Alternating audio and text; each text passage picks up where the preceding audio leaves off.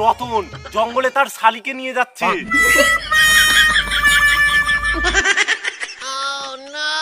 রতন দা তুমি যাচ্ছ, তুমি যাও, শালিটাকে আমার কাছে রেখে দিয়ে যাও। এই তোমরা তিনজনে থামো, তোমাদের তিনজনের চোখে কাপড় বাঁধা থাকবে। যে আমাকে প্রথম সিঁদুর তুলতে পারবে আমি তার হব।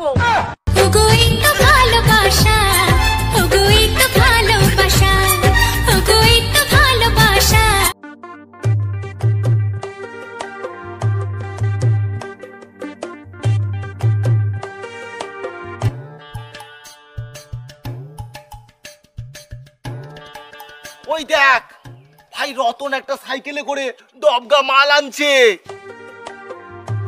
মালটা কে? চল তো দেখে আসি। Oh no! রতন দা, সাইকেল নিয়ে যেতে তোমার মনে হচ্ছে খুব কষ্ট হচ্ছে। দাও দাও, সাইকেলটা আমাকে দাও, আমি নিয়ে যাচ্ছি। প্রতিদিন যখন কাজ থেকে আমি বাড়ি যাই তখন তো বললিস রতন দা একটু সাইকেলটা দাও। আজকে যেই মেয়েটাকে সাইকেলে দিলিস বলছিস রতন দা একটু সাইকেলটা দাও। Oh no! বলছি রতন দা মালটা কে? ইয়ে মানে মেয়েটা কে? মেয়েটা আমার শালি রে। শালি? শালি মানে আমার বউ।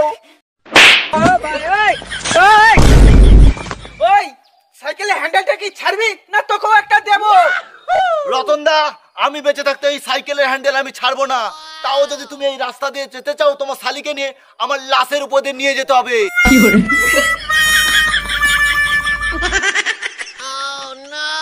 রতন দা তুমি যাচ্ছ, তুমি যাও, শালিটাকে আমার কাছে রেখে দিয়ে যাও। শালিটাকে তো রেখে দিয়ে যেতে পারতাম, কিন্তু আমার বউ তো আমার থেকে 20 বছরের বড়। আমার বউ যদি পটল তুলে আমার ভবিষ্যৎ কি হবে? সেই জন্য তো শালিটাকে সাথে নিয়ে যাচ্ছি। এ শালা রতন কয় কি? রতন দা অত কথা বুঝি না, মালটাকে আমাদের কাছে রেখে দিয়ে যেতে হবে। সর শালা কাল পেঁচা।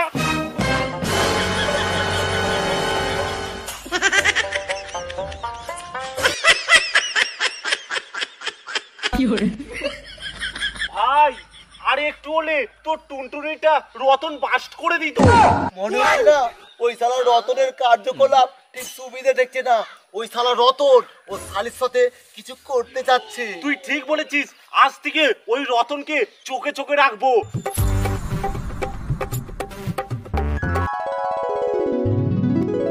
ওই দেখিনি তোর বোনকে ধর।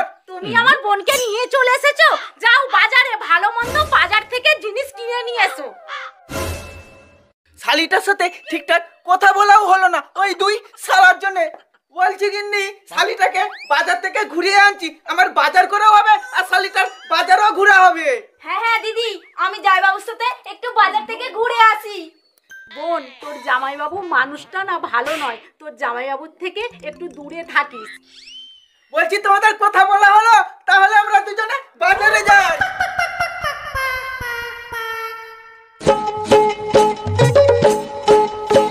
জামাইবাবু আমরা তো বাজারে যাব, জঙ্গলে নিয়ে আসলে কেন? এই জঙ্গলটা পার হলে সামনেই তো বাজার। ওই দেখ রতন জঙ্গলে তার শালিকে নিয়ে যাচ্ছে। মনে হচ্ছে জঙ্গলে কিছু একটা করবে। কিছু হওয়ার আগে আমি আটকাবো। তুই কি আটকাবি বাচ্চা ছেলে? আমি আটকাবো। চল দুজনে আটকাই।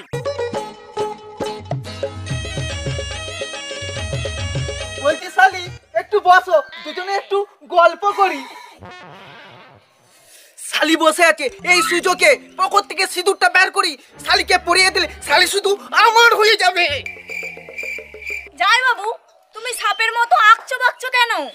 এই দেখো শালি, এটা হলো সিঁদুর, তোমাকে আমি পরিয়ে দেব। জামাইবাবু তুমি আর কি মারছো? এটা তো রং। এই কিছুদিন আগেই হোলি গেল, তখন তো রং মাখালে না, এখন রং মাখাবে বলছো? এই ভরা শালি তো সত্যি বিশ্বাস করছে না এটা সিঁদুর বলে। শালি এটা সত্যি সিঁদুর, আমি তোমাকে পরিয়ে দেব। রতন দা এইটাও সিঁদুর। এই দুই শালা তো কিছুতেই পিছন ছাড়ছে না। রতন দা, তুমি যে এই জঙ্গলে এনে তোমার শালিকে এটা করতে চেয়েছিলে, আমি যাচ্ছি বৌদির কাছে ফাঁস করতে। বলছি ভাই, তোর বৌদির কাছে কি ফাঁস করবি? ওই ফাঁস না তোর বৌদি আমার গলায় ঝুলিয়ে রেখে দেবে। রতন দা তোমার শালিকে আমার হাতে তুলে দাও, তোমাকে বাঁচানোর দায়িত্ব শুধুমাত্র আমার। এ তো দেখতে পাচ্ছি শালা নিজের স্বার্থ নিজেই দেখছে, মনে হচ্ছে রতনদা শালিকে একাই লুটে পুটে খাবে। রতনদা বলছি তোমার শালিকে টচ করো, হেড না টেল, যার ভাগ্যে লাগবে সেই পাবে তোমার শালিকে।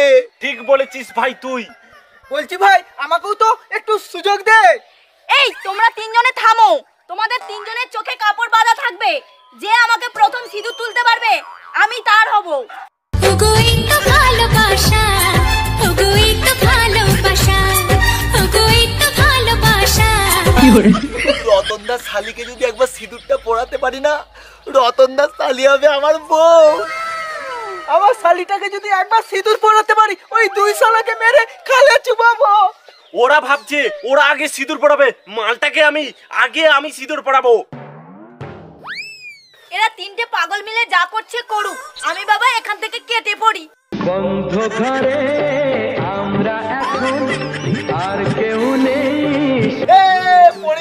পরে দিয়েছি সিঁদুর পরে দিয়েছি।